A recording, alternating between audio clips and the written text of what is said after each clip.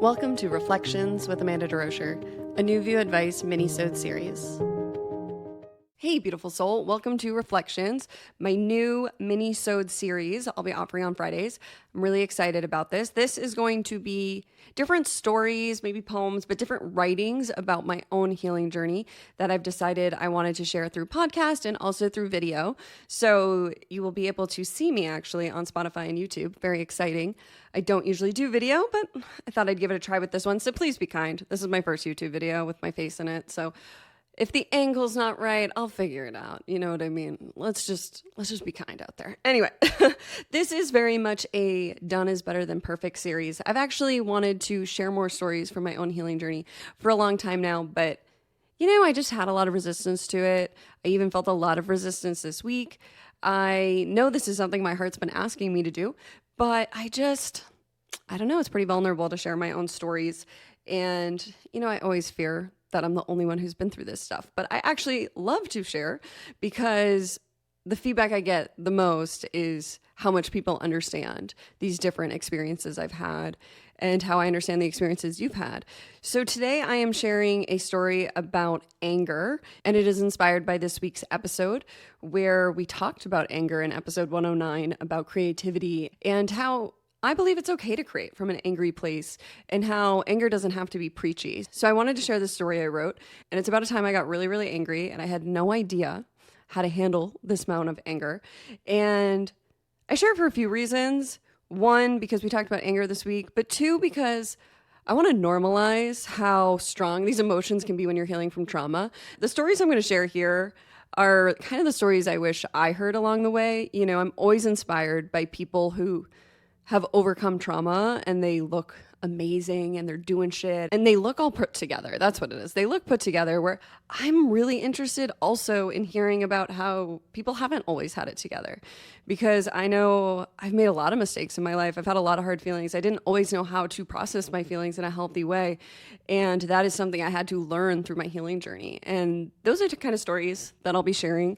So with that, I'll be reading this story that I wrote, and yeah, we'll see how this goes. Let's just jump on in. This story is called That Time the Guy Who Raped Me Got Engaged and I Lost My Shit. I throw my phone across the room and scream at the top of my lungs. What's wrong? What's wrong? Evan, my long-term partner, runs into the room out of breath. I have no words. I curl into a fetal position on the floor, rock back and forth, and try to breathe. I had been sober 2 weeks and was new to being with my anger. Currently, the score was anger 1, Amanda 0.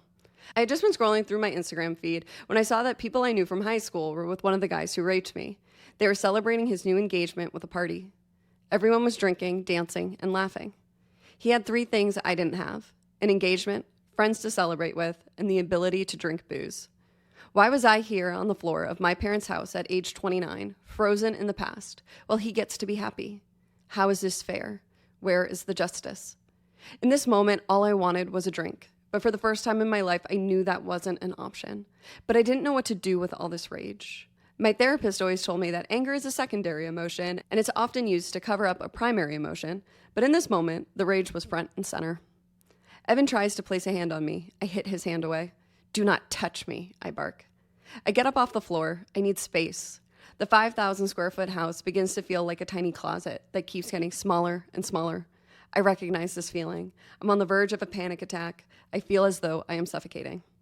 What happened? What do you need? The more Evan worries, the more suffocated I feel. I crawl to the front door and get outside. The temperature is below freezing and there's snow all over the yard. I climb into the snow and stare at the stars, praying that I begin to feel my body again. Images flash through my mind. Rage burns my insides like an inferno. I'm surprised the snow doesn't melt under me. Evan peeks his head out the window. He's nervous. I can feel it from here. Will he just leave me alone? I can't handle his emotions on top of my own right now. I'm waiting for the tears to come, but I continue to only feel the rage.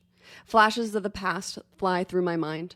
These are the images I used to bury with a glass or 6 of wine. I see myself pinned down, beaten. Too much. I am feeling too much. I grab snow and begin building mini snowmen. I then smash the tiny snowmen with my hands. I see the boys who violated me, the ones who beat me into submission. In this tiny snow world, I am the queen and I demolish them. Today, this is the only power I have. I begin to feel my body and myself again when Evan opens the door. Amanda, why don't you come in? It's just too cold to be outside. Jesus Christ, I mutter. I get up. The rage is back. I stomp past him. I begin pacing back and forth. I can't control the images flying through my head. I debate smashing my head against a wall. I don't know how to make this stop. My mind jumps between flashbacks, despair, and reminders that as I am here, the guy who raped me is happy and getting married. Evan stares at me with a look of concern mixed with confusion and terror. The old me would have poured a glass of wine and smiled and said, I'm fine. This new me is unhinged. She can't even fake a smile. It takes all of me not to scream at him. As the rage continues to boil over, I remember a set of plates I just bought at Walmart. When I first went sober, I bought a set of dinner plates with the intention of smashing them into a garbage can. I'd heard that breaking glass intentionally could be therapeutic. When I heard this, I thought it sounded like a fun activity. How naive I was just 2 weeks earlier, completely unaware of the amount of rage I had pent up inside me. Leave me alone, I seethe at Evan. I grab the plates and storm down into the basement. The basement is unfinished and feels like the kind of place where a ghost would reside. I feel right at home here. The amount I'm feeling feels too much for the living. It feels like only feelings the dead would understand, those who are angry that they have died too young, while others still get to live. I put in my headphones and blast Linkin Park, In the End, on repeat. I drag a trash can into the center of the room and begin smashing the plates as I scream obscenities. As each plate shatters, I feel relief course through my body. Each plate resembles how I feel on the inside, shattered and broken. As the plates smash and my voice becomes coarse, the tears finally come. I fall to the floor and sob. My therapist was right. The rage was covering up the deepest pain I had ever felt, the heartbreak of innocence lost. So that is my first story. Thank you for joining me for this first episode of Reflections, a New View Advice Minisode series. And I hope you enjoyed this story, and I look forward to seeing you next week where I share another story from my healing journey.